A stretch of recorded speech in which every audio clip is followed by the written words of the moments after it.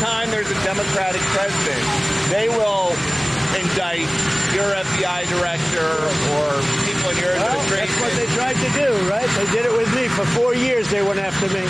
They went after me for 4 years, and that doesn't include the 4 great years that we had in the White House. James Comey has been indicted by a grand jury, and now he's out there pity farming. My family and I have known for years that there are costs to standing up to Donald Trump, but we couldn't imagine ourselves living any other way. We will not live on our knees, and you shouldn't either. Somebody that I love dearly recently said that fear is the tool of a tyrant, and she's right. But I'm not afraid, and I hope you're not either. I hope instead you are engaged, you are paying attention, and you will vote like your beloved country depends upon it, which it does. My heart is broken for the Department of Justice, but I have great confidence in the federal judicial system, and I'm innocent.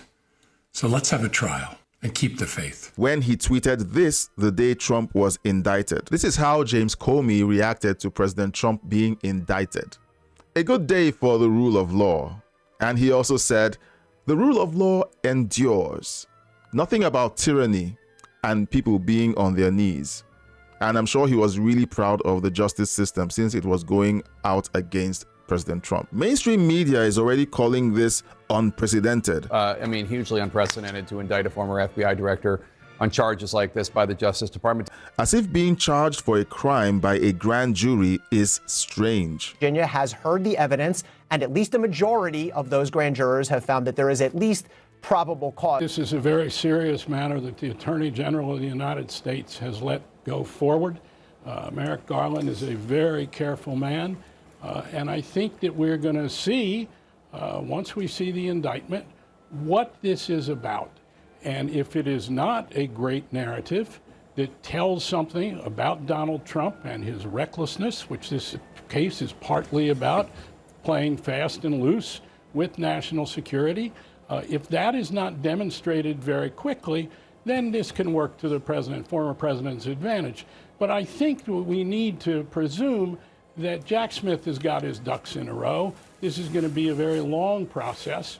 And more than that, we need to see this in the context of who Donald Trump is. No interest in seeing Jim Comey held accountable. And unfortunately, there's been a pattern of officials lying to Congress. That is a crime. It is a felony to lie under oath to Congress.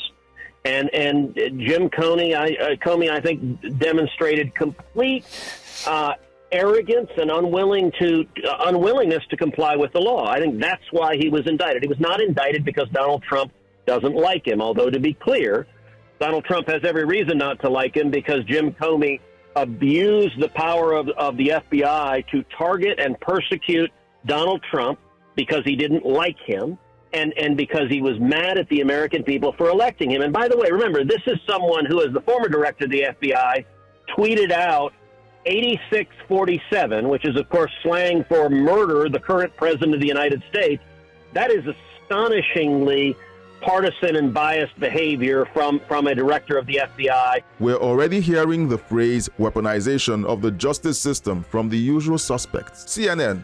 Donald Trump indicted on 7 counts on classified documents probe. Donald Trump has been indicted in special counsel's 2020 election interference probe. Former President Donald Trump's 3rd indictment annotated. And then when it comes to former FBI Director James Comey, they said former FBI James Comey indicted. And then they say Trump's effort to prosecute his political opponents. Nothing about Biden prosecuting his political opponent in any of these other reports. Mr. President, can you tell us, sir, Donald Trump refers to himself as a political prisoner and blames you directly. What's your response to that, sir? Do you think the conviction will have an impact on the campaign? We'd love to hear your thoughts, sir. Should he be on the ballot, sir?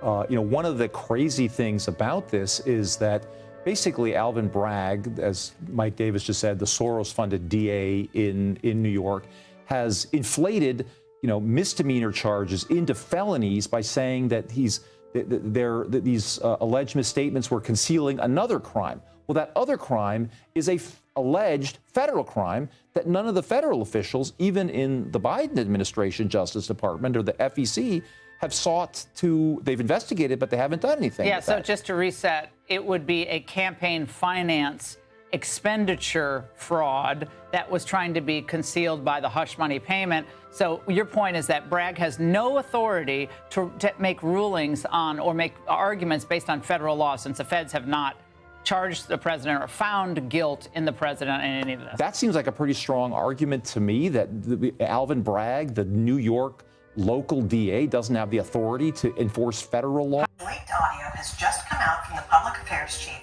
of the Southern District of New York saying, quote, Alvin Bragg was stacking charges and rearranging things just to make it fit a case. To be honest with you, I think the case is nonsense. Every real estate person in New York does what Trump did. Nobody's even been charged with this.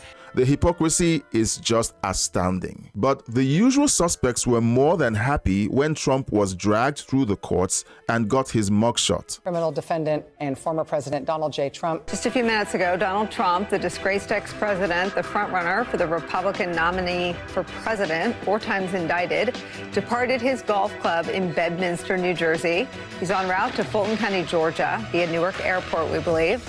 He will surrender himself for processing at an overcrowded jail with a reputation for violence and neglect.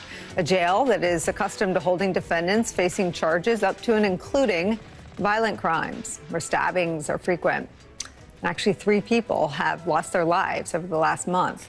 That jail is where the disgraced ex-president of these United States is heading right now. They said no one is above the law. No one is above the law.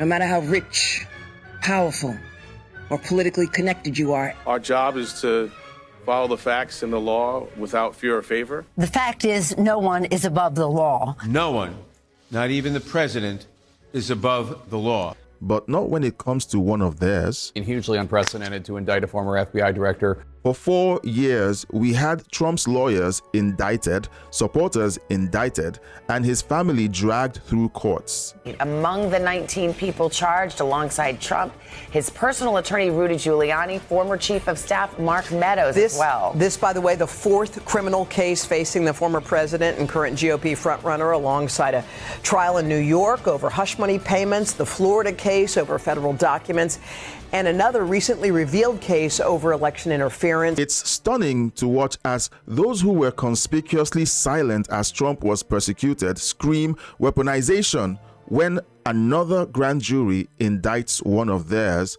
and suddenly Trump is weaponizing the justice system. Any weaponization of the justice system should disturb every American. We need to be intellectually honest and tell the truth. When James was running in 2018, she said she was running to go after Donald Trump. She did that over and over again. If crimes are committed, let the courts decide. Until then, if you want to see what real weaponization is, I'll leave you with dear old Letitia James campaigning on going after Trump and his family. Will you sue him for us? Oh, we're going to definitely sue him. We're going to be a real pain in the ass. I will never be afraid to challenge this illegitimate president. We need to focus on Donald Trump. We need to follow his money. What is fueling my soul right now is Trump. This illegitimate president. I look forward to going into the office of Attorney General every day, suing him, and then going home. And it's time to give a shout out to our supporters for their super thank donations. Your financial support keeps us going and helps us stay independent. I am Tara Music, Joseph McFadden NQ4BD, Linda Grace 2, Pampas Die, Bel Campo 8305. Please consider subscribing and connecting with me in my membership for special perks. And watch the video on your screen next.